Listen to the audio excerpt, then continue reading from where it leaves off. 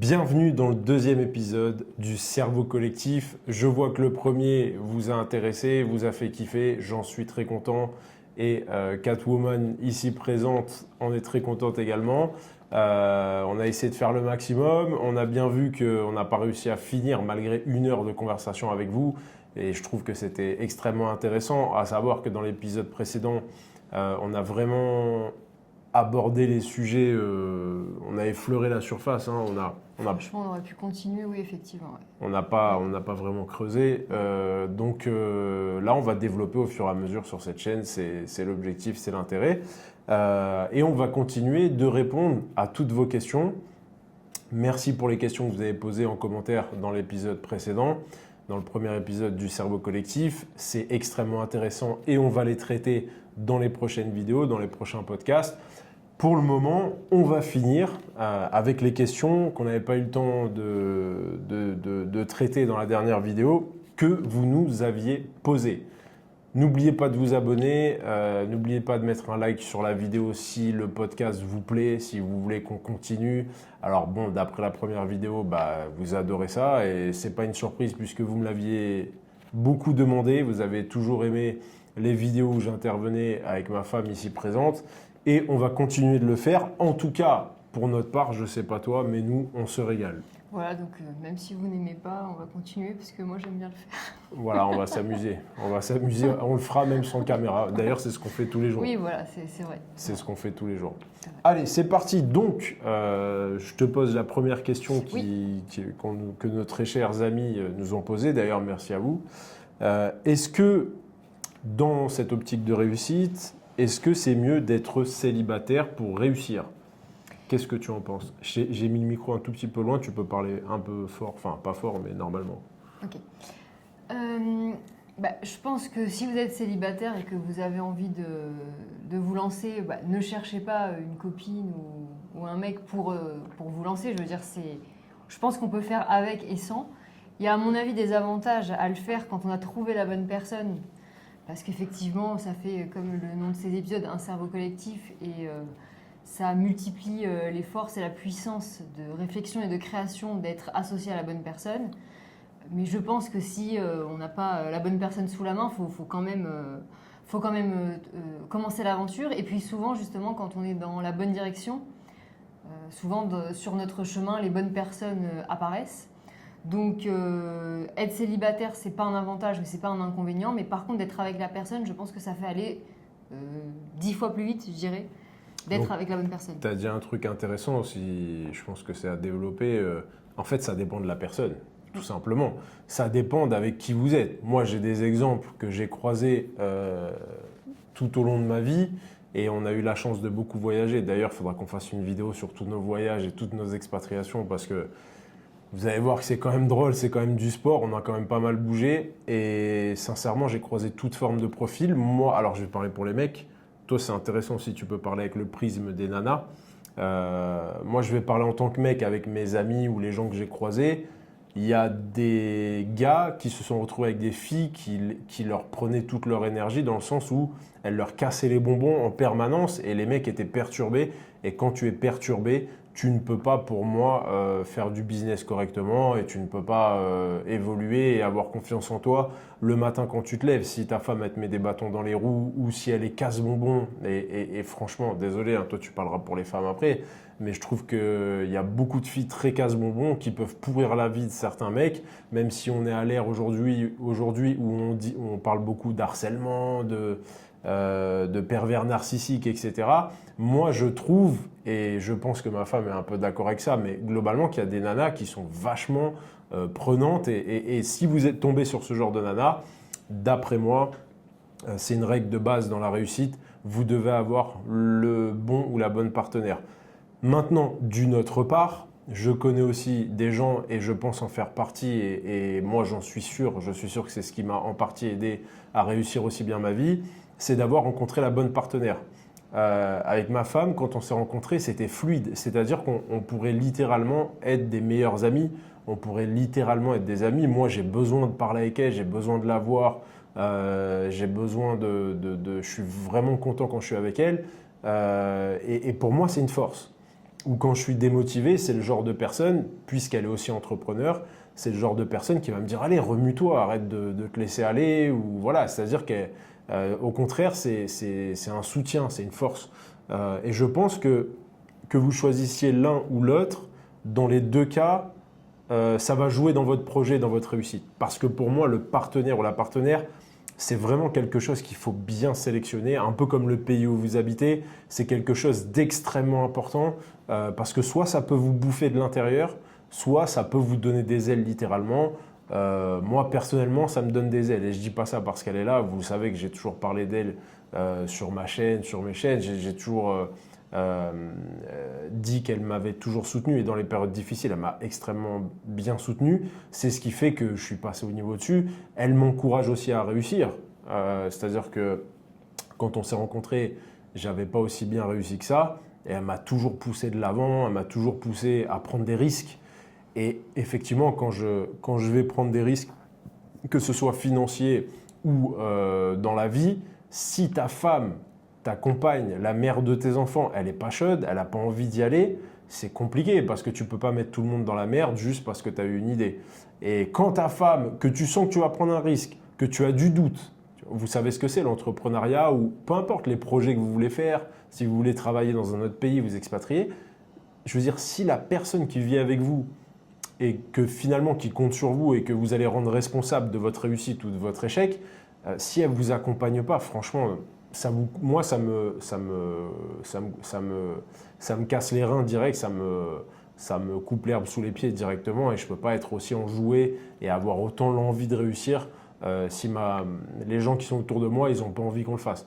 Et j'aimerais pas aussi faire prendre des risques à un autre être humain, à une autre personne, parce que j'ai envie de faire quelque chose. Donc, dans ces cas-là, la meilleure solution, c'est la séparation.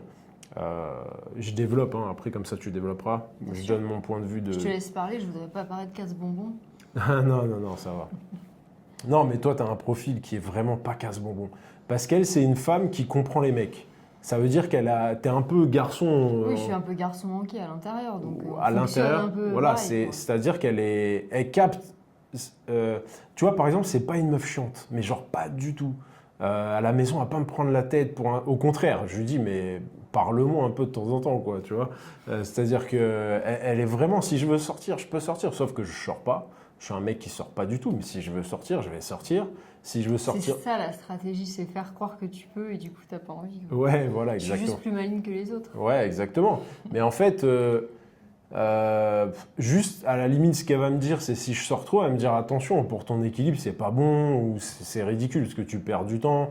Pour le calcul d'énergie, plus. Ouais, au niveau du calcul d'énergie, mais je pense que voilà, elle est pas embêtante. C'est ça qui est important. Et pour moi,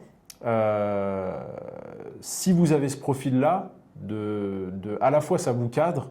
Et à la fois ça vous encourage aussi. C'est-à-dire que quand il a fallu, c'est ça que je voulais dire, prendre des risques, où j'avais du doute sur mes décisions, je dis putain, je pense que je vais faire de la merde.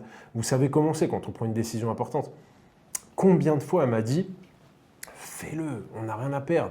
Elle m'a toujours dit, t'inquiète pas, au pire, si on est à la rue, les enfants, je m'en occupe. On n'a rien à perdre, sauf de l'argent, vas-y, fonce. Non, mais voilà. Mais je veux dire, elle m'a toujours dit, si on est à la rue, t'inquiète, on va bosser. Et après, c'est pas des risques démesurés non plus, c'est parce que Voilà. En fait, je pense que des fois, quand tu vas dans un projet, tu vas jusqu'au bout, des fois, tu es face juste à l'étape supplémentaire qui va faire que tu vas réussir. Et c'est toi qui as fait tout ce chemin. Moi, je suis juste là pour te rappeler tout ce que tu as fait pour en arriver là. Et la dernière étape, te dire, c'est maintenant, tu vois. Ouais. C'est plus pour finaliser un peu le processus. Ouais, et puis il y a une notion où quand tu as des enfants avec une femme, tu es responsable de tout ce qui va arriver à la famille. Surtout pour l'homme, en tout cas, nous qui sommes assez traditionnels dans l'ensemble, assez old school, on va dire, celui qui doit ramener de l'argent, c'est moi. Et moi, j'assume totalement cette responsabilité, au même titre que tu verras jamais ma femme porter des sacs de courses et moi à côté qui regarde mon téléphone. Pour moi, ça n'existe pas. Tu verras jamais ma mère ou ma femme changer une roue de voiture. Alors que je suis là. Si je suis pas là, bon ben voilà. Quoique je paye des gars à distance, machin. Mais sur ça, tu verras. Et des fois, moi, tu vas me voir, je suis à la maison, je suis calé, et ma femme, elle s'occupe de tout. Mais en tout cas, du coup, on est une équipe.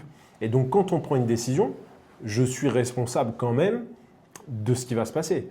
Et du coup, elle est assez éduquée financièrement, etc., pour intégrer le risque. C'est-à-dire que je veux aussi qu'elle soit responsable, entre guillemets, de ce que je vais faire.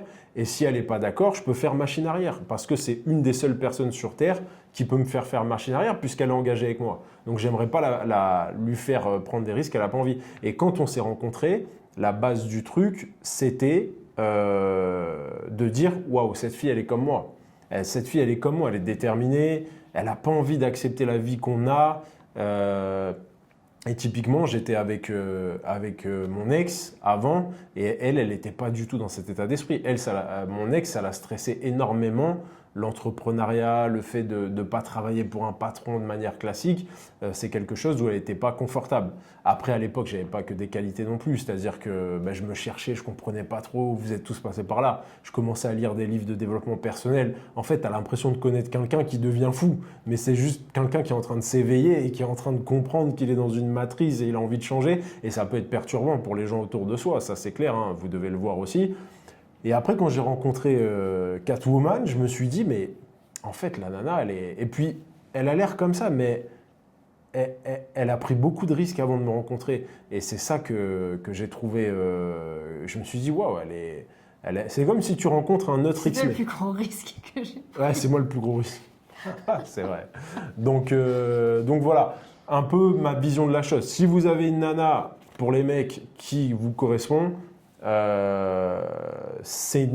pour moi, c'est ce qu'il y a de meilleur. Mais en attendant, vaut mieux rester célibataire et se mettre en mode moine et se focus sur son business. Mais pour ceux qui restent célibataires et qui ont la place de focus sur construire leur vie pour leur future famille et qui font que s'amuser, etc., pour moi, vous perdez du temps. Les années, elles défilent, les gars. Même si tu as 18 ans aujourd'hui, je peux vous dire que les années, elles défilent. Voilà, j'ai fait un monologue pour les mecs. Maintenant, je te laisse parler pour les nanas.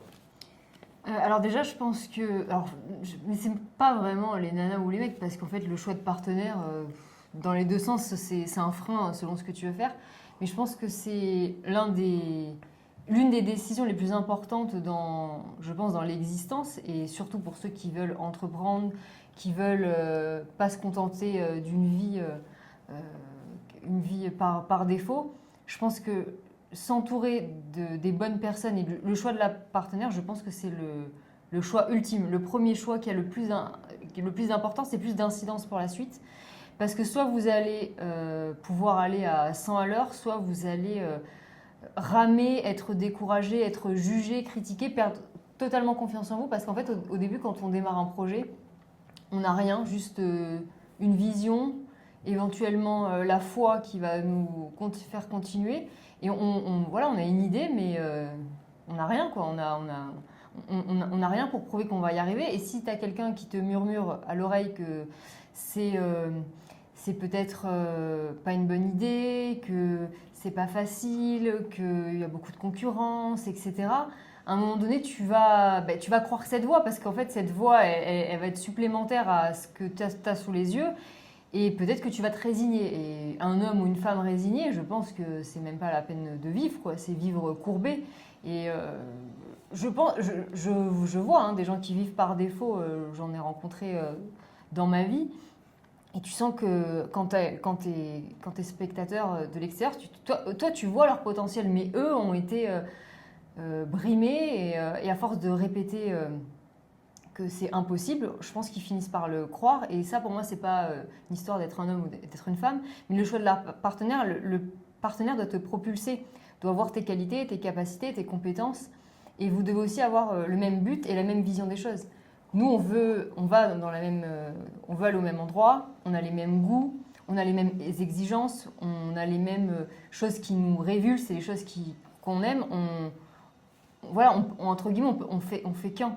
Je veux dire, si je pars ou qu'il partirait, on aimerait quand même la même chose. C'est pas, je ne me suis pas adaptée à ses goûts, il ne s'est pas adapté à mes goûts. C'est intéressant. Et notamment, c'est un exemple, c'est qu'on n'a pas parlé d'éducation avant d'avoir des enfants, mais on est d'accord à 100% sur l'éducation, par exemple. Et je sais que ça, c'est aussi un conflit dans certains couples où chacun a sa vision de l'éducation. Et nous, je pense qu'on a eu de la chance, entre guillemets, de tomber sur une personne similaire, parce que ça, on ne l'avait pas trop anticipé.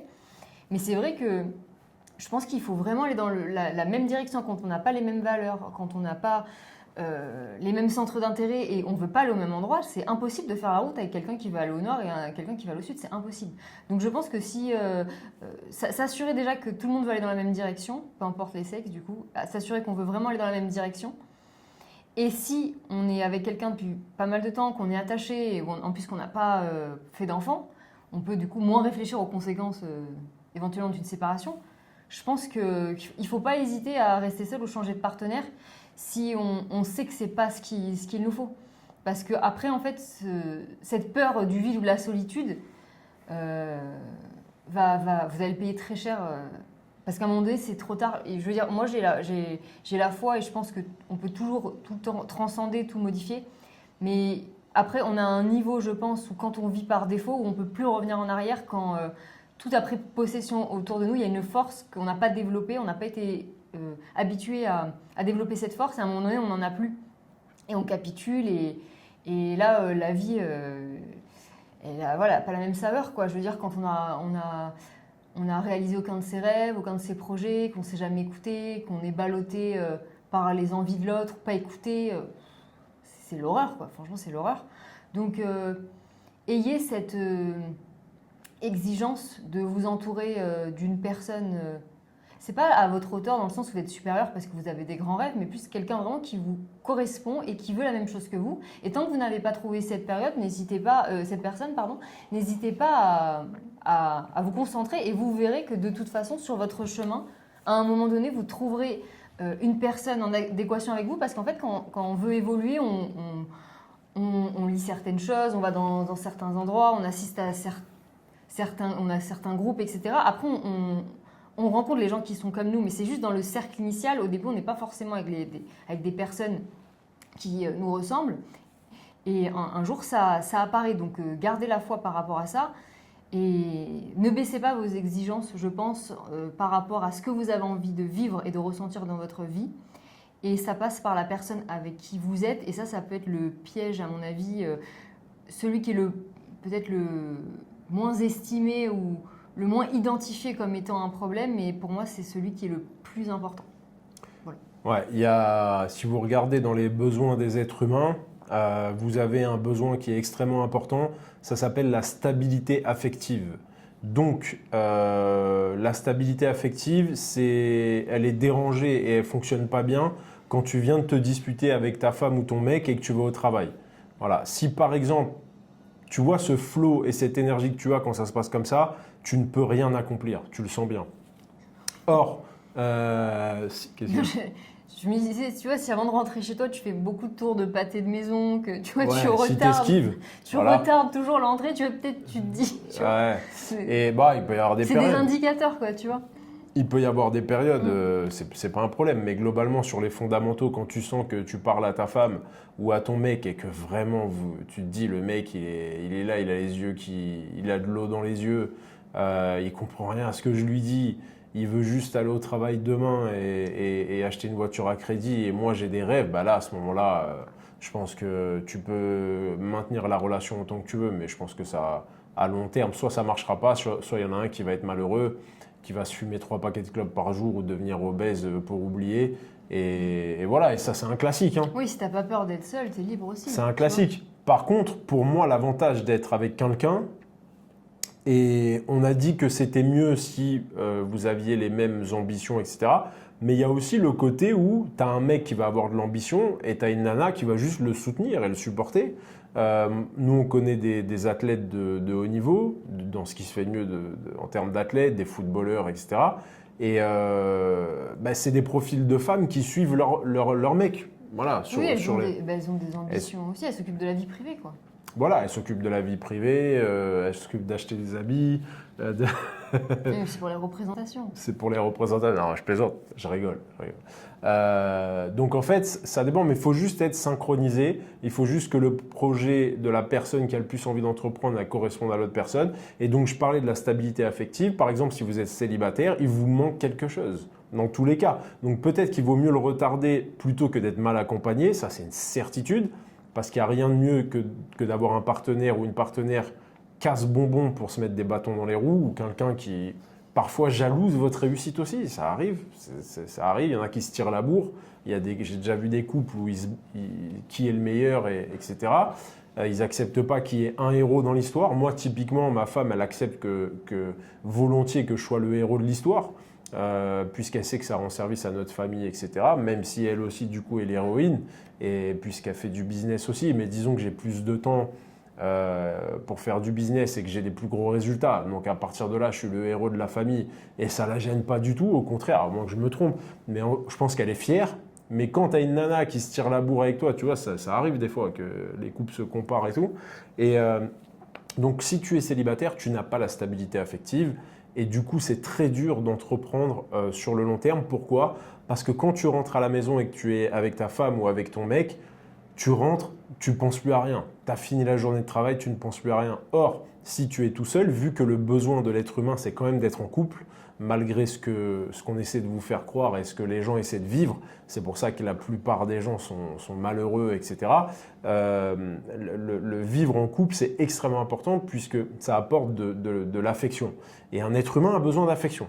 Voilà, tu peux dire ce que tu veux, tu peux être le plus dur de la planète, tu as besoin d'affection. Et quand tu es célibataire, du coup, après avoir fait le projet, tu cherches quand même… Tu es dans une quête. Tu es dans une quête. Tu es dans une quête de séduction permanente. Alors, c'est bien parce que ça te permet de te dépasser, mais je pense que c'est pas l'idéal sur le long terme. Pour moi, maintenant, pour répondre et pour parler de la meilleure situation possible, pour moi, c'est d'être en couple avec quelqu'un avec qui tu t'entends bien et qui valide tes projets. Voilà. Maintenant, il y a un autre aspect. Si tu dis que tu veux être entrepreneur, mais que tu changes de projet tous les 2 mois et que tu es complètement instable ou que tu veux faire un projet mais que tu ne vas pas au bout des choses, ça ne peut pas te donner confiance aussi à la personne. Oui. Si tu endettes ta partenaire par tes projets farfelus, voilà. C'est à la partenaire de changer de… Oui, si tu n'es pas sérieux, tu as quelque chose d'autre à rajouter ? Non, je pense qu'on a fait un petit tour. Voilà. Donc on pourrait redévelopper sur le couple. À l'autre question. Voilà, on pourrait redévelopper sur le couple, mais je trouve que c'était intéressant aussi. Ensuite, question suivante. Comment voyez-vous l'avenir du monde ? Alors, elle n'était pas trop chaude de répondre à cette question parce que c'est quand même un engagement important dans un monde qui change. C'est pourquoi moi je pense que la meilleure solution c'est de répondre en précisant que c'est sous forme spéculative et pour s'amuser. Voilà. On ne va pas donner une direction. Moi je pense que je vais parler avec plus de certitude, mais ton choix c'était de ne pas trop t'avancer parce que c'est vrai qu'on est en pleine transition. Complète transition, ça on en est tous certains, vous et nous, voilà. Mais voilà, quel est alors à ce moment-là les différents scénarios que tu vois et quel est l'avenir de l'humanité et du monde ? Ou du moins, tu n'es pas obligé de… Oui, mais je vais répondre que ce que je pense et ce que je crois pouvoir imaginer là dans le spectre avec les signaux en tout cas que je constate. Mais c'est vrai que c'est pas une question sur laquelle je suis le plus à l'aise, mais j'ai quand même un avis là-dessus, donc je vais donner mon humble avis. Je pense Puis on a de l'information aussi qui fait que on sait un peu ce qui va se passer, ou peut-être que tu veux pas parler de ça ou quoi. Moi, j'en parlerai plus. Bon, je te laisse commencer, mais quelle est ta… Je veux pas trop en parler, mais je vais un peu en parler quand même. Voilà. Donc, quelle est ta vision du… Non, je pense que ce qui nous attend, ça va être l'alliance, on va dire, de l'intelligence artificielle avec les humains où on va créer un nouveau monde. Mais moi, je pense qu'en finalité, l'humain aura toujours le dessus et que l'intelligence artificielle sera toujours à notre service, malgré les scénarios catastrophes que certains présagent. Je pense que là, on a peut-être l'impression que ça va nous bouffer, mais je pense que ça va juste apporter du confort, comme lorsque l'électricité est arrivée, ou les chemins de fer. Je pense que ça pouvait faire peur à l'époque, parce qu'effectivement, ça a fait déplacer des foules, ça change des industries, ça remet tout en question. Mais moi, en fait, le monde dans lequel il est actuellement, moi, j'ai énormément de foi, je vois beaucoup d'améliorations sur beaucoup de choses. Je pense qu'il y a beaucoup de révélations. Donc les choses obscures ne peuvent plus être cachées justement grâce à l'intelligence artificielle, grâce à Internet, grâce aux vidéos, grâce au contrôle d'une certaine manière. Donc moi je pense qu'on va tirer quelque chose de meilleur des humains en tout cas, une fois que tout sera en place. Mais avant un nouveau monde, il faut une destruction. Donc là, c'est ce qui apparaît petit à petit. Il y a un grand chaos avant une grande paix, mais moi j'ai beaucoup de foi sur l'avenir. Je ne regarde pas juste ce qui va se passer demain ou l'année prochaine, parce que là ça semble être des signaux catastrophiques. Mais le après me semble bien meilleur que ce qui était avant par rapport à la condition humaine, aux droits des enfants. Je pense qu'un beau monde nous attend, mais ça ne sera pas imminent et la transition va être violente. Destructrice, mais le après me semble paisible. Voilà mon avis. Et du coup, de toute façon, comme on l'a dit un peu dans la vidéo précédente, il y a un problème dans notre civilisation. Tout le monde le sait. Voilà, je l'ai déjà dit, les politiques, le système, les gens se plaignent énormément. Est-ce que vous voyez beaucoup de masses humaines heureuses? Donc en fait, on a une problématique. On a quelque chose qui ne fonctionne pas. Il y a beaucoup de choses qui fonctionnent, mais il y a beaucoup de choses qui ne fonctionnent pas. Donc je ne comprends pas les gens qui veulent garder ce système tel quel. Moi, je préfère que les présidents, les politiques, tous ces gens fourbes, ces renards dans le poulailler, je préfère qu'ils n'aient plus de quoi vivre, qu'ils n'aient plus de quoi manger et les remplacer par une intelligence artificielle sans aucun problème. Puisque l'intelligence artificielle n'aura aucun intérêt à détourner des fonds, à faire du lobbying, elle n'a aucun intérêt à faire ça. Maintenant, par qui vont être détenues les intelligences artificielles? Là, c'est autre chose et je pense qu'on n'en sortira jamais. Maintenant, si on regarde bien tous les scénarios catastrophes qu'on nous avait promis dans l'humanité, il n'y en a pas beaucoup qui sont arrivés de manière aussi violente. Par contre, je pense qu'on va arriver à la fin d'une ère, donc tout ça va s'écrouler, mais je pense que ça va être un écroulement beaucoup plus doux que ce que l'on pense et je pense que vous pointez la guerre sous le bout du nez, c'est aussi une forme de façon de vous maintenir dans la peur et c'est aussi une façon de vous contrôler. Voilà, n'ayez jamais peur. Si on doit mourir, on va mourir. Et demain, si le monde est contrôlé par des robots, moi, j'ai plus rien à faire ici. Hein, si je suis là avec une chaîne, avec un robot, je me mets une balle. Qu'est-ce que je vais... Si vraiment je suis cerné, j'essaie de tout faire exploser ou quoi, si on est dans un système comme ça, j'essaie de faire exploser les réseaux numériques, parce que sans réseau numérique, l'intelligence artificielle ne peut pas fonctionner. Donc voilà, mais je ne vois pas les choses comme ça. Et d'après moi, vu qu'on en a marre de ce monde, il n'y a qu'à aller voir les commentaires des gens sur TikTok, sur les réseaux sociaux, etc. Je veux dire, tout le monde s'oppose, il y a beaucoup d'agressivité, de violence plus que jamais, de la violence de l'esprit, de la violence physique. En fait, qu'est-ce qu'on veut? On veut rester dans ce mode-là? Non, on n'a pas envie de rester dans ce mode-là. Donc il faut qu'on change. Et pour changer, il faut casser l'ancien monde. Il faut que l'ancien monde, d'après moi, soit totalement brisé. Mais ceux qui contrôlent ce monde-là, ça les arrange, l'asservissement de l'esprit humain, etc. Mais du coup, ils vont lutter jusqu'au dernier moment et ils vont mettre toutes les cartes qu'ils ont sur la table. C'est pour ça que ça paraît hardcore en ce moment et que ça paraît être... Parce que les gars, au contraire, c'est comme un monstre qui crie, qui fait son dernier cri et qui a deux doigts de partir dans le trou noir. Pour moi, c'est ce qui est en train de se passer. Et le conseil que j'aurais à donner, juste ne soyez pas violent dans votre esprit, soyez heureux, souriez quoi qu'il arrive. Parce que si vous êtes malheureux, si vous ne souriez pas, si vous avez peur de l'avenir, ils ont gagné. Si vous avez peur de faire des enfants par rapport au fait de dire mais dans quel monde, ils ont gagné. C'est-à-dire qu'ils arrêtent votre séquence ADN, ils vous empêchent de vous reproduire par la peur. Et on voit bien que la guerre est commercialisée. On voit bien que même des fois, il y a beaucoup de choses comme quand notre président parle du fait qu'on doive s'attendre à faire la guerre. On voit bien que tout le monde en commentaire prend ça à la légère et dit non, ben non merci, tu iras toi, moi j'y vais pas. On voit bien qu'ils arrivent de moins en moins à chauffer les esprits, à échauffer les esprits pour leur dire on va vous prendre vos terres, machin. Ça a marché à l'époque de nos grands-parents peut-être, mais on voit bien aujourd'hui flemme. On voit bien que les jeunes est flemme. Enfin, il y a un niveau de compréhension de la géopolitique pour l'homme moyen qui est extrêmement intéressant. Et comme le disait ma femme, je pense qu'aujourd'hui, le gueux moyen, il a un iPhone, il a du chauffage, il a Internet, il a à manger à foison. Donc on voit bien que le confort de l'homme moyen évolue, tout simplement. Et je pense qu'on est en train de partir dans une autre direction. Comment tu vois un peu la politique, etc. Quelle est ta perception? Alors nous, on n'a plus trop de présidents. Bon, ça fait peut-être 10-15 ans qu'on est sorti complètement des systèmes. Donc en fait, on regarde ça un peu comme une série télé de loin. Mais t'en penses quoi de...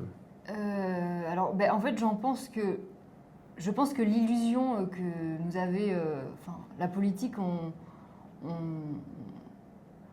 on croit plus en fait au discours qui était travaillez plus, faites plus d'efforts pour améliorer votre cadre de vie. En fait, ce discours qui nous a été, surtout en plus la génération de nos parents, qui nous a été servi, que l'effort personnel ou commun va faire que les améliorations, les conditions de vie vont croître, etc. Enfin, tout ça, je pense que dans la réalité, plus personne ne croit à ça. En tout cas, moi, j'ai bien compris assez tôt que c'est pas la politique qui allait, ou la droite ou la gauche qui allait résoudre, en tout cas, mes problèmes personnels. En fait, je me suis toujours distanciée.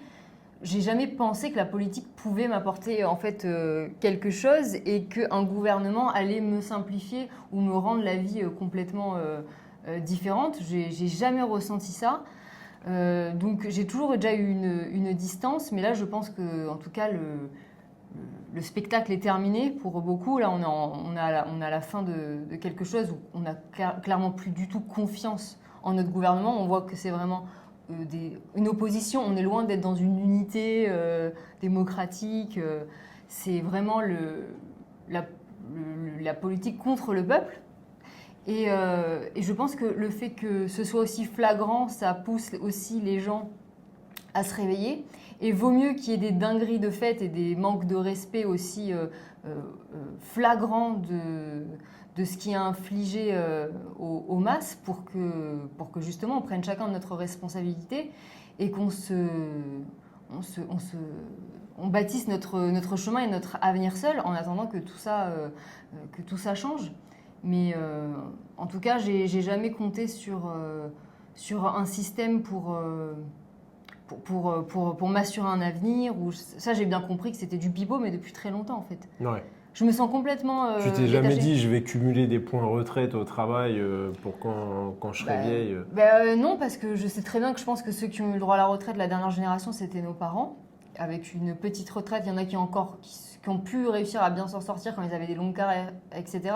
Mais là, nous, on est dans une ère où plus personne fait des carrières de 30-40 ans dans la même entreprise, il y a un turnover énorme, etc. Donc ce monde-là n'est plus le nôtre. Même les jeunes, ils n'ont plus envie de se sacrifier comme nos parents. Ils ne croient plus en cette sauce-là. Ils veulent pour certains quand même, être plus respectés, une meilleure qualité de vie, etc. On est quand même plus exigeants. Donc d'un côté, on a l'impression que certains, dans la jeunesse, il y a beaucoup plus de feignants. Je sais que ce courant-là est des fois pointé du doigt, mais aussi c'est des gens qui ne veulent plus se faire exploiter et ce monde ne leur convient plus. Donc c'est intéressant ça. Ils n'ont peut-être pas une façon qui semble pas être louable la façon de faire, mais en fait ils veulent plus se faire traiter comme nos parents se laisser faire traiter. En fait, ils ne veulent plus voir ça. Nous, on ne tolère plus ça. Donc là, je pense qu'on est dans une transition, donc on ne peut pas avoir des affirmations sur quoi que ce soit, mais par contre, être responsable de sa propre existence, ça, je pense que c'est quelque chose qu'on peut maintenir pendant cette période de transition pour garder la foi. Et quand on prend un chemin parallèle et qu'on n'est pas fixé devant ce qui se passe à la télé, les guerres, etc., on a de la chance, d'où dans notre pays, justement, de ne pas être concerné par ça. Donc profitons-en, parce que c'est pas partout pareil. On a de la chance de ne pas se prendre des bombes sur la gueule. Donc profitons-en pour essayer de prendre une parallèle et de survivre dans ce monde qui s'effondre. Voilà, je pense que... Et puis l'objectif final, aussi se rappeler que le but, je pense, de l'humanité, c'est l'unité. C'est vraiment ce truc de on est tous frères, etc. Mais oui, il faudrait qu'on soit plus dans cette unité-là. Je pense que c'est ce qui manque aux hommes actuellement. Alors on peut être... Là, on voit qu'on a atteint le point inverse maximum. Oui. Tout le monde s'oppose. Oui. Sur tout et n'importe quoi. Oui, surtout, sur le moindre... Sur tout et n'importe quoi. Et on doit passer par là, c'est intéressant. Alors pour moi, je ferai une vidéo là-dessus. Je pourrais même peut-être vous montrer des documents. Pour moi, le plan, ce qui se passe aujourd'hui, je le savais depuis 5 ans à peu près. Je savais pertinemment que l'objectif du design civilisationnel de l'humanité, l'objectif voulu et recherché. Hein. Il n'y a jamais une technologie qui pop comme ça. Ah ouais, on a trouvé le doigt, on a mis le doigt sur l'intelligence artificielle. Non, il y a des cerveaux humains qui se sont mis sur cette tâche pour un objectif précis. Et ils ont réussi puisqu'on arrive à tout. Les réseaux sociaux, alors vous pouvez croire que ça a été inventé dans un garage, etc. Non, c'est pour ficher l'humanité. Et on voit que ce sont des couches qui permettent d'en arriver là où on en est aujourd'hui, à savoir l'intelligence artificielle. Donc, ce que je sais depuis de nombreuses années, c'est que l'objectif clair et avoué des élites, donc des élites qui contrôlent, je ne te parle pas de Macron, je ne te parle pas de Trump, ça c'est des pantins, vous le savez, qui sont agités, c'est des bêtes de foire. Ils sont au service du plan. L'objectif était simplement de remplacer la masse humaine par des robots, tout simplement. Et tu ne peux pas mettre un robot sans intelligence. Donc le but du jeu, c'est d'absorber tout le savoir humain, de le compiler, puisque le savoir humain, c'est des patterns, c'est-à-dire que ce sont des schémas de pensée qui se répètent. Là, aujourd'hui, on voit que l'IA, plus vous posez des questions à l'IA, plus elle se nourrit de l'âme humaine et du savoir humain. Donc cette IA va pouvoir remplacer l'humanité assez facilement, ce qui, d'après moi, est déjà fait. Intellectuellement, au niveau de la vitesse de calcul, d'exécution, de la capacité à penser. Finalement, c'est ce que l'humain a laissé de côté, alors que c'est ce qu'il avait de plus puissant. C'est pourquoi je suis toujours en train d'écrire sur papier. C'est pourquoi quand j'utilise ChatGPT, je ne lui demande pas son opinion. J'utilise comme un outil qui vient compiler de l'information, mais en aucun cas il a le droit de me conseiller. De donner son avis, je n'autorise pas ça, même si je suis passé par là, pas comme tout le monde, j'ai testé ChatGPT pendant des nuits entières, je me suis tapé des délires, alors on l'a tous fait. La conclusion que j'en tire, c'est que maintenant je l'utilise seulement quand j'ai besoin de savoir quelque chose, je veux garder mon libre arbitre, là où il est fort pour moi et où c'est un bel outil. D'ailleurs, je l'appelle mon esclave. Parce que je veux garder cette hiérarchie.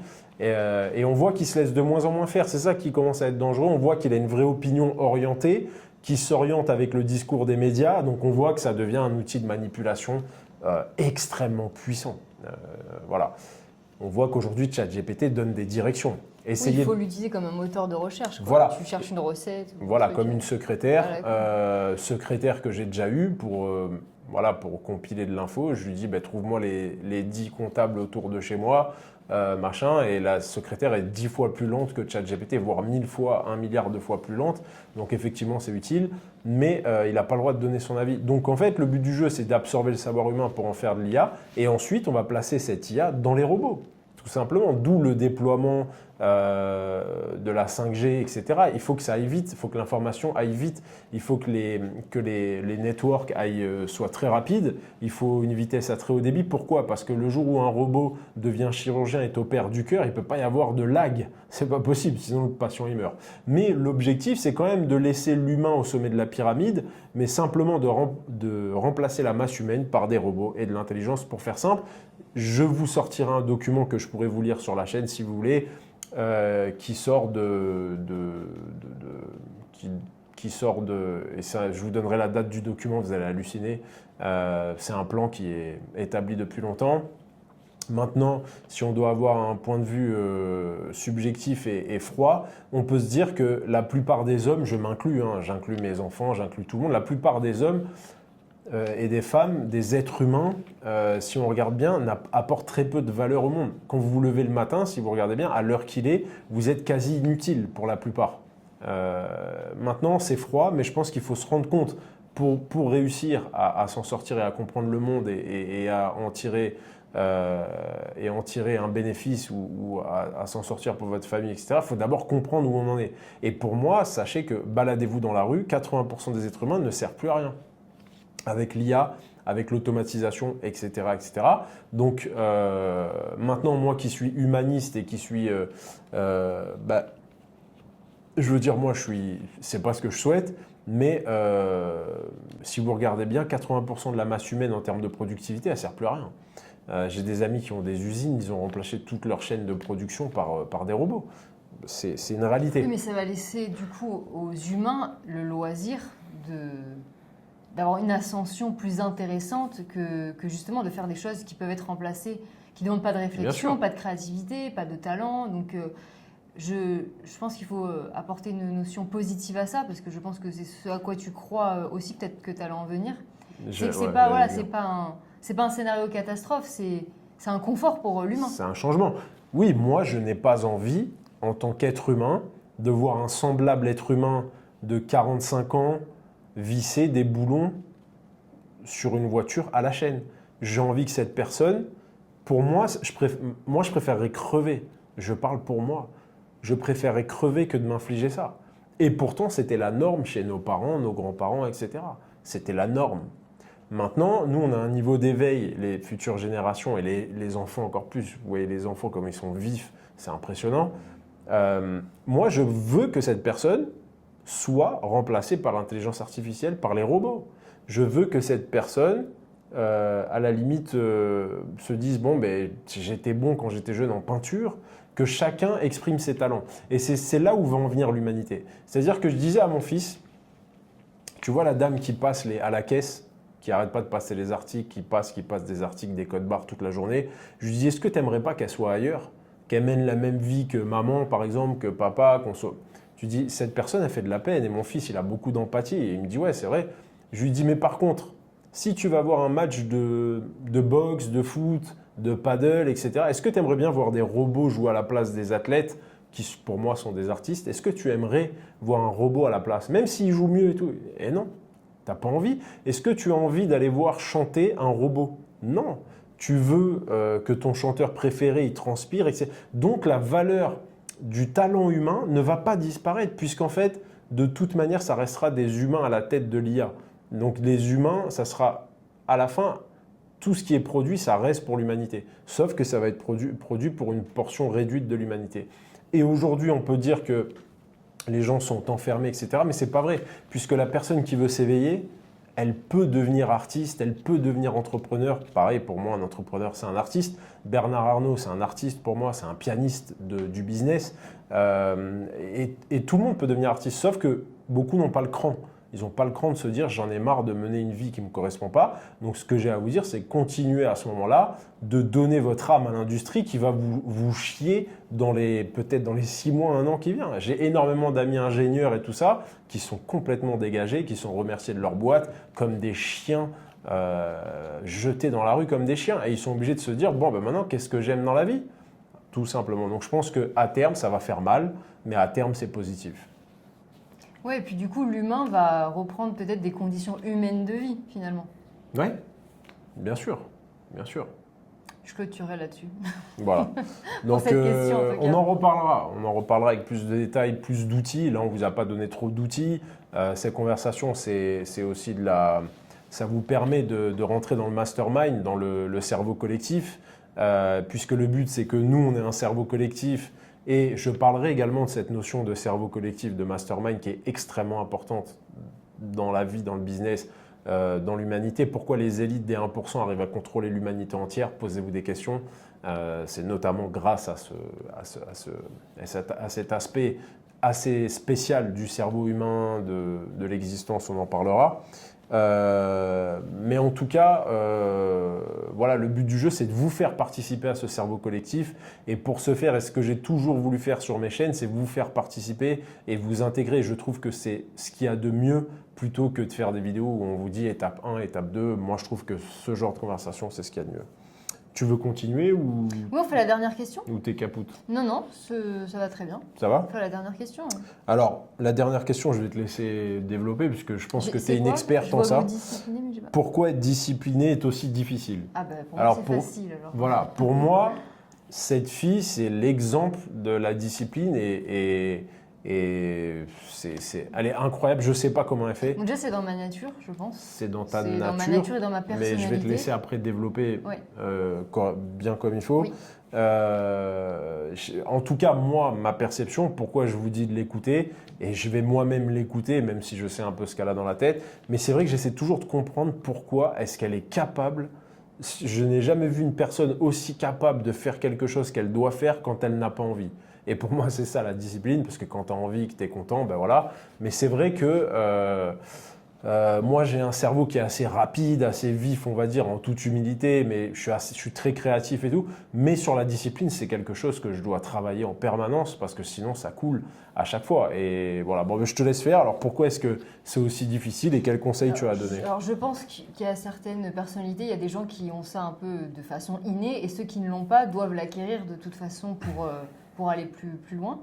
Donc forcément, c'est plus facile, c'est un peu comme un talent. Voilà, moi j'ai un talent de la discipline, j'ai pas un talent de sportif ou quoi, j'ai un talent de la discipline, on va dire. C'est quelque chose de naturel chez moi, mais je pense que si on l'a pas, si on comprend ce que ça nous apporte, je pense qu'on peut l'intégrer facilement. Voilà, on peut l'intégrer facilement dans notre propre vie quand on voit ce que ça produit. Alors moi, personnellement, ce que ça me fait, si je rate ma routine ou que la discipline que j'ai choisi de m'imposer, je change mes plans, en fait, la douleur de ne pas le faire, elle est plus grande que de le faire. Donc ça, c'est déjà quelque chose de très important en termes de sensation. C'est que si je ne fais pas ce que je dois faire, ce que je ne fais pas, du coup, la sensation que j'ai est vraiment beaucoup plus désagréable que l'effort de le faire. Donc ça, je pense que c'est déjà quelque chose de chimique qui fait que je suis pas... je suis programmée pour le faire. Après, j'ai une discipline aussi qui me convient. Grâce à la liberté, grâce à la vie qu'on a choisie, grâce aux efforts qu'on a faits, on choisit ses contraintes. Ça, c'est quelque chose que j'ai absolument conscience. Je choisis mes contraintes. Et du coup, la discipline que je m'impose... Pour dire qu'il y a toujours des contraintes. Oui, il y a toujours des contraintes, bien entendu. C'est pour... Alors, peut-être commencer par pourquoi est-ce qu'il faut être discipliné pour réussir sa vie? Parce que l'énergie avance par la répétition, par les efforts, la constance. Et sans discipline, on peut rien créer parce que pour avancer, il faut de l'énergie. Enfin, c'est de l'inertie, du mouvement. Et sans discipline, on stagne, quoi. On est une flaque, quoi. Il n'y a pas de courant comme dans une rivière. Donc, en fait, la discipline, elle est aussi supérieure à la motivation. C'est-à-dire que la motivation, c'est un sentiment qui va pouvoir partir, alors que la discipline, c'est quelque chose qu'on ne fait pas de façon émotive. Donc en fait, c'est quelque chose qu'on s'impose. Donc il n'y a pas ce côté, est-ce que j'en ai envie? En fait, je ne me pose pas la question, est-ce que j'ai envie de le faire? C'est juste que c'est au programme. Et vu que j'ai décidé d'appliquer mon programme tous les jours, parce que ce programme m'emmène vers mon but qui est déterminé, mon objectif principal de vie, je sais que ça, c'est mon plan. Et vu que je vais exactement là où j'ai envie d'aller, mais moi je veux faire ce chemin. Et plus je ferai ce chemin sans rater de jour, plus j'irai vers mon objectif. Mais avant tout, je sais exactement où je vais. Je n'ai pas une discipline imaginaire où je sais exactement ce vers quoi je vais. Et en fait, si je ne fais pas ça, je n'irai pas... je n'atteindrai pas mon objectif. Donc ça, je fais ça de manière générale un peu dans tous les plans de ma vie. Je fais ça pour l'organisation de ma vie privée, je fais ça pour mes projets sportifs, je fais ça pour... donc j'ai un business, mais quand je sors des nouveaux produits, des nouveaux concepts, etc., il y a toujours des étapes de création. Donc je mets ma discipline avec des sous-catégories à exécuter tous les jours pour arriver au produit final. Par exemple, là, ça fait depuis pas mal de temps que je suis en train d'écrire un livre. Donc, il y a eu des étapes pour la création. Tu as le squelette, tu as les chapitres, tu as les idées.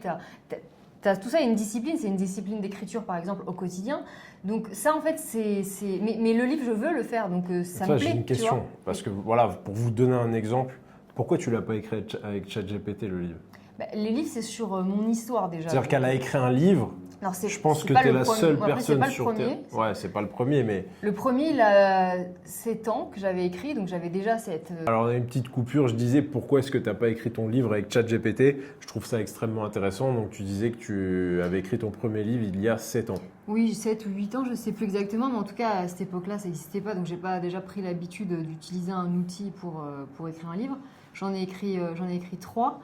Et là, le 4e, j'ai même pas pensé parce que c'est quelque chose que j'ai l'habitude de faire sans déjà. Et vu que c'était quelque chose de personnel, je pense qu'on peut écrire peut-être des histoires inventées, etc. Mais quand c'est quelque chose de personnel, il aurait fallu vraiment que je mette une puce dans mon cerveau pour pouvoir comprendre ce que je voulais dire.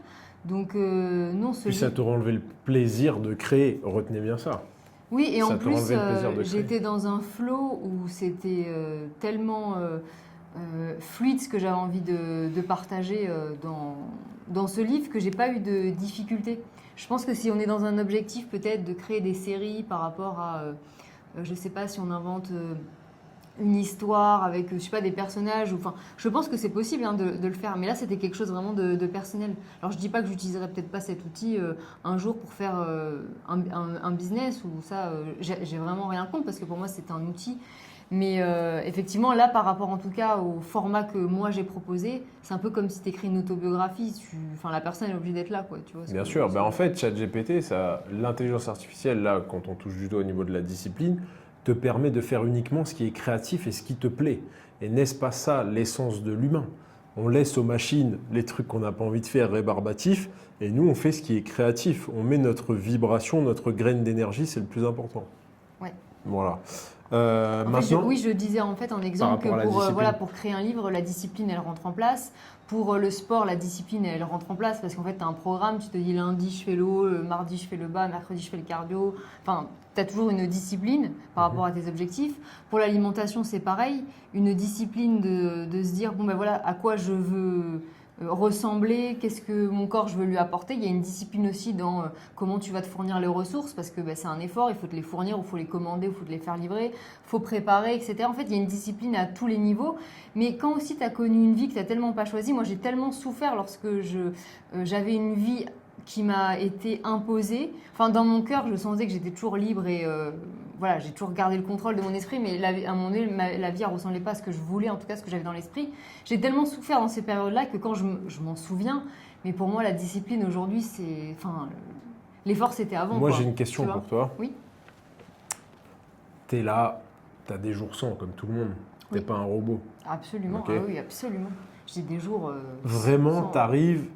Et en plus, on a une chose en plus qui est de plus en plus dure, c'est ce dont on parle, c'est que nous, on n'est pas obligé. Vraiment, on peut reporter n'importe quelle journée, puisqu'on a atteint un niveau financier où vraiment on est cool. Ouais, mais moi, je suis mon bourreau. Donc.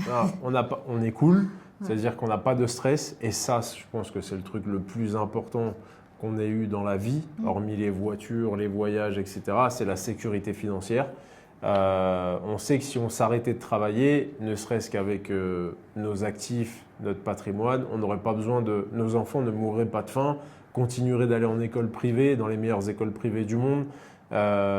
Donc, il faut savoir qu'elle peut s'arrêter un jour, je peux m'arrêter un jour, ça ne sera pas un problème. Mais du coup, pourquoi, surtout toi, et pourquoi est-ce que... Comment ça se passe dans ta tête, dans ton cerveau? Oui, je vois ce que tu veux dire. Les jours où tu te dis, franchement, j'ai le choix. Genre là, parce que quand tu n'as pas le choix, c'est facile, tu es obligé d'y aller. Mais quand tu as le choix, par exemple, faire du sport, c'est pas grave si tu fais pas du sport une fois dans la semaine. C'est pas grave si tu fais. Voilà, si tes enfants n'ont pas la journée parfaite. Laisse-moi finir, juste pour que tu comprennes la question. Oui, je me tais. Et du genre, tu arrives, tu te lèves le matin. Pourquoi? Parce que tu es comme tout le monde. Vraiment, on ressent tout ça, on n'a pas envie, mais genre vraiment pas envie. Vraiment pas envie. Et en plus, tu n'es pas obligé de le faire. Pourquoi est-ce que tu le fais quand même? Il se passe quoi dans ton cerveau? Déjà, décris la scène quand genre j'ai pas envie. Alors, oui. Est-ce que ça t'arrive? Oui, bien sûr. Alors, ça peut m'arriver, par exemple... Alors, ça m'arrivait plus quand j'avais les enfants en bas âge par rapport au manque de sommeil. Je pense que ça, c'était... La difficulté la plus grande, c'est de maintenir une discipline quand tu te sens... comme si tu avais 3 grammes dans le sang, parce qu'en fait, tu as un état un peu vaseux. Mais par contre, je pense que j'adapte ma discipline aux conditions réelles de ma vie. C'est que je ne prévois pas un planning qui est anormal. Ah, c'est intéressant, ça. Je ne suis pas en sprint, c'est une course de fond. Donc ma discipline, j'ai une discipline, mais je ne la trouve pas aussi violente que ça, en fait. Enfin, pour moi... En gros, ma discipline, c'est tous les jours d'abattre des cartes ou des objectifs que j'ai atteints au niveau de mon travail, aller au sport, et faire quelques tâches privées. Enfin, pour moi, par rapport à ce que j'ai connu avant, c'est pas vraiment un effort parce qu'en fait, ce que j'ai choisi de mettre en place, vu que j'ai des projets long terme, des projets moyen terme et des projets court terme, tout est calé en adéquation où je ne fais pas des... Par exemple, c'est comme si vous perdez du poids, vous pouvez pas dire je mange plus, enfin, tu vois, tu diminues progressivement, tu réadaptes les choses. Pour moi, ça serait un peu le même exemple, se dire je veux changer de vie, je fais des efforts surhumains pour pouvoir atteindre ces objectifs et cette routine. Non, il faut que je pense que ce soit quelque chose qui soit réaliste par rapport à ses capacités, par rapport aussi à son environnement. Si vous avez des enfants, si vous habitez loin de la salle de sport, si vous avez des contraintes. Et en fait, être toujours dans une sensation aussi de gagner, donc se mettre en fait un effort constant, Très intéressant. pas très intense, tu vois, mais constant. Et je pense qu'en fait là, du coup, tu ne t'arrêtes jamais. C'est un peu comme une ascension. Le sommet, il est très haut, mais en fait, on le prend pas comme ça de face. On fait le tour, tu vois. Donc c'est un peu plus long, mais en fait, tu t'arrêtes pas parce que c'est pas aussi horrible que de monter l'Everest, quoi, tu vois. C'est, je pense, une course de fond. Pour moi, c'est la une forme de discipline, plaisir et de satisfaction. absolument. Et puis, je prévois aussi dans ma discipline, je prévois des jours de repos, parce que pour moi, ça fait partie de la discipline. Des temps de repos, pas des jours, parce que je peux pas rester une journée à me reposer. Franchement, je prends pas de plaisir, vraiment, enfin, mon corps ne tiendrait pas en place. Mais par contre, je planifie des moments où c'est les moments de divertissement, où je peux lire, où je peux me caler un film. Moi, après, la lecture, je l'ai mis comme une discipline parce que c'est quelque chose que je m'impose. Je veux tous les jours, le minimum de ma vie, lire un chapitre de n'importe quel livre. Ça, c'est quelque chose que j'ai mis en place et que je m'oblige à faire justement parce que je veux pas être dans cette dynamique où je consomme plus rien avec mon esprit. Donc ça, c'était quelque chose de, voilà, d'obligatoire. Ouais, il y a un truc aussi, je trouve pratique, c'est la Kindle d'Amazon. C'est vrai que c'est quand même pratique, Oui, même oui, si mais- je préfère les livres en papier. Non, Oui. mais ça permet. Mais il y a un truc aussi qu'on s'impose, c'est que dans le lit le soir, il n'y a pas de téléphone. Et c'est pas facile. Et moi, personnellement, je suis pas toujours un bon élève. Mais en gros, pour vous donner un peu comment on s'organise et pour préserver notre esprit de toute cette chiasse numérique, le soir, en plus, c'est extrêmement important puisque votre cerveau va parler à votre subconscient. On développera ça dans d'autres vidéos, je ne veux pas aller trop loin non plus. Pour l'instant, on introduit les épisodes du cerveau collectif. Si vous restez, on va aller de plus en plus loin. Là, on a pour règle de ne pas aller trop loin. D'accord? C'est une initiation progressive. C'est une initiation voilà, progressive et on ne veut pas noyer tout le monde sur de l'information incompréhensible, etc. Mais en tout cas, le soir, c'est un moment extrêmement important pour planter des graines dans votre subconscient, dans votre esprit, pour planter des nouvelles règles dans votre personnalité, etc. Et donc, du coup, nous, on essaye de lire le soir et de ne pas avoir de téléphone surtout. Oui, mais voilà, c'est pareil quand tu te dis tous les soirs. Alors, le chapitre, par exemple, moi, quand je dis un chapitre, c'est le minimum. Je peux en lire 3, je peux finir un livre, c'est pas le problème. Mais tu vois, c'est quelque chose qui n'est pas trop ambitieux. Lire un chapitre, c'est quoi un chapitre? Ça dépend les livres, mais c'est quoi 10, 20 pages? Ouais, C'est quoi? C'est 20 minutes, tu c'est vois. rapide. Ouais. Mais si ça, c'est trop grand pour vous, dites-vous, je lis 5 pages, tu vois. Je lis Même une page. Je lis une page. Allez, je lis un mot, tu Ouais, vois. bien sûr. Mais faites quelque Bien sûr. chose que vous pouvez faire à long terme. Et je pense que ça répond en partie à la question pourquoi est-ce que c'est aussi difficile d'être discipliné. C'est parce que les gens Oui, se ces objectifs fixent. sont trop grands, Moi, ouais. c'est quelque chose que j'ai découvert, c'est-à-dire que j'avais un problème avec la discipline quand j'étais plus jeune, que je n'ai plus du tout aujourd'hui. Je pense que je suis devenu parfait en termes de discipline, sinon mes projets n'avanceraient pas. Et j'ai mis des lois bout à bout, des lois de productivité, des lois d'organisation personnelle bout à bout qui font que je réussis tous mes projets. Et une des lois, comme elle vient de le dire, c'est que on parle de l'effet cumulé. D'ailleurs, c'est un livre qu'on adore. Vous couplez l'effet cumulé à la loi de Pareto, au principe 80-20, vous réglez la majorité de vos problèmes de discipline. C'est-à-dire que le but du jeu, c'est de fixer des objectifs qui sont réalistes et atteignables pour que vous puissiez le faire tous les jours. Mais si tu te dis, je fais une Et séance... vous sentir fier de vous aussi. Voilà, et ça aussi c'est un aspect Ouais. extrêmement important, c'est que si vous regardez, il y a un livre qui le décrit bien, c'est Atomic Habits, en français je ne sais pas ce que ça donne, mais en gros, c'est expliqué que quand tu veux mettre une nouvelle habitude, il faut à chaque fois que tu mettes un sucre à la fin, une récompense. C'est-à-dire que tu n'es pas obligé de devenir millionnaire pour être heureux, mais il faut te dire, ok, je vais monter mon premier business ou je vais lire à propos de mon nouveau business. Et lire à propos de ton nouveau business, quand tu as lu les 3 livres les plus importants dans ton industrie, dans ton business ou dans la carrière que tu veux mener, c'est déjà la fête, c'est déjà un objectif atteint. Et ça, c'est important de se récompenser pour que l'esprit veuille retourner à la bagarre. Oui. Voilà. Donc, est-ce que tu as d'autres choses à dire à propos du fait de pourquoi est-ce que c'est si difficile d'être discipliné? Non, et puis je pense aussi que Peut-être parce si, qu'ils font pas ce qu'ils veulent, ils sont pas sur la bonne voie. Oui, mais en peut-être. fait, même si tu te dis, allez, j'ai une journée de merde, j'ai une journée qui ne me convient pas, mais je fais un truc pour moi aujourd'hui. Tous les jours, je fais un truc pour moi qui avance vers l'objectif que je veux. Et d'être entrepreneur, de changer de corps, de se sentir mieux, de penser à s'expatrier, peu importe le rêve que vous avez. Hein, on ne juge pas la nature du rêve. Réussir à être le meilleur boulanger de sa ville, ça peut être un objectif à atteindre. enfin, nos rêves ne sont pas les vôtres et ça, c'est pas un problème. Mais peu importe l'objectif que vous avez, tous les jours, je veux dire, même si allez, en ce moment c'est noir, vous n'êtes pas à la place que vous voulez, mais faites quelque chose pour vous tous les jours. Et de vous dire que toute la journée, il y a ce dur labeur, mais le soir, il y aura le moment où vous faites quelque chose pour vous-même, la journée, elle n'est pas perdue. C'est ok, là, la vie que j'ai, elle ne me correspond pas, mais c'est quelque chose qui n'est pas définitif. N'ayez pas ce discours de dire ça ne me convient pas et c'est terminé. Même si vous faites quelque chose juste 1 heure par jour pour vous, il faut au moins attendre ça de la vie. Vous ne pouvez pas vous dire bon ben j'ai pas ce que je veux en ce moment, tout est foutu. Il faut quand même garder un espoir de se dire c'est un moment qui est temporaire, mais tous les jours je vais mettre une pierre sur mon objectif. Et vous allez voir que quand vous mettez quand même de l'énergie et un acte, la vie, il y a un mouvement que vous ne pouvez, même si vous ne voulez pas, ça va fonctionner ainsi, parce que c'est les lois naturelles qui gouvernent notre univers. Donc même si vous ne voulez pas, ça va quand même bouger. Si vous faites quelque chose dans le sens que vous voulez, il y a quand même des choses qui vont bouger, mais que vous n'avez pas prévu. Pensez aussi que vous ne savez pas tout, vous ne pouvez pas savoir ce que l'avenir vous réserve et ce que vous bougez, créez dans la matière. Gardez aussi cet esprit un peu d'enfant, se disant mais voilà, qu'est-ce qui va se passer? Ayez la foi, ayez la foi. Je sais que c'est quelque chose qu'on n'apprend pas, mais essayez de cultiver ce truc d'avoir la foi. Si je peux vous donner un conseil de quelqu'un qui n'était pas discipliné, c'est que ce qui a changé, c'est que la discipline aujourd'hui, pour moi, c'est un plaisir. C'est ça que vous devez comprendre, vous devez inverser la tendance. C'est très simple, ne forcez jamais votre cerveau. Le cerveau, il ne comprend pas. Quand tu te forces à faire quelque chose, ça ne marche jamais. En fait, moi, j'ai inversé et la discipline, c'est un cadeau que tu te fais. La discipline, ce n'est pas forcément tous les jours d'aller saigner, souffrir, transpirer. C'est pas vrai, c'est pas ça la discipline. Oui, c'est pas associé du tout au dur labeur, c'est pas ça. Voilà. Hein, exactement. La discipline, pour moi aujourd'hui, c'est un cadeau. Ça veut dire, aujourd'hui, je vais contrôler ma vie. Je vais contrôler ce que je veux faire. Par exemple, là, on est en train de faire ce podcast. Ni elle ni moi faisons des choses dans la vie qu'on n'a pas envie de faire.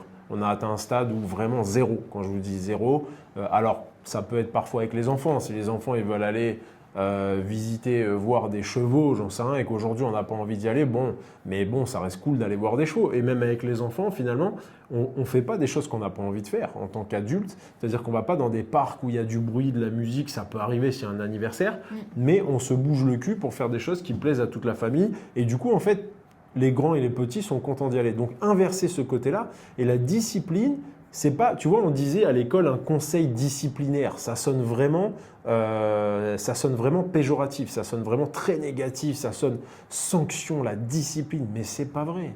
Là, ça, c'est un piège, encore une fois, qu'ils ont conçu dans votre subconscient, qu'ils ont construit dans votre subconscient. C'est que la discipline, au contraire, c'est un don, c'est un cadeau. Sauf que la discipline pour faire quelque chose que tu n'aimes pas, ça n'existe pas, c'est pas normal, ça n'est pas humain.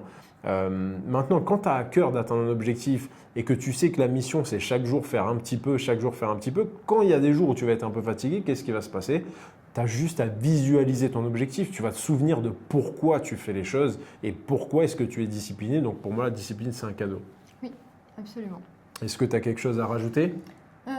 Non, là je pense qu'on a fait le tour. Hein. On a couvert beaucoup de sujets, on va développer d'autres sujets. Donc encore une fois, posez-nous vos questions dans la description, on y répondra, on les traitera dans le prochain podcast. Si ce podcast vous plaît, n'oubliez pas de mettre un like, de vous abonner à la chaîne Mindset et on se fera un plaisir de vous retrouver dans le prochain épisode du Cerveau Collectif. Pour toutes ceux et celles qui souhaitent aller un petit peu plus loin avec nous, on vous propose un coaching mental d'1 heure dans la description.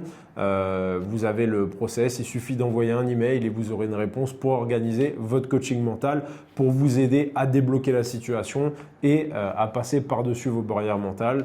Allez voir un petit peu, c'est expliqué. Voilà, si tu as d'autres choses à rajouter. Non, j'ai été ravie d'être là aujourd'hui et puis rendez-vous la semaine prochaine pour une nouvelle vidéo. Allez, ça marche. Ciao, ciao les amis, à plus tard.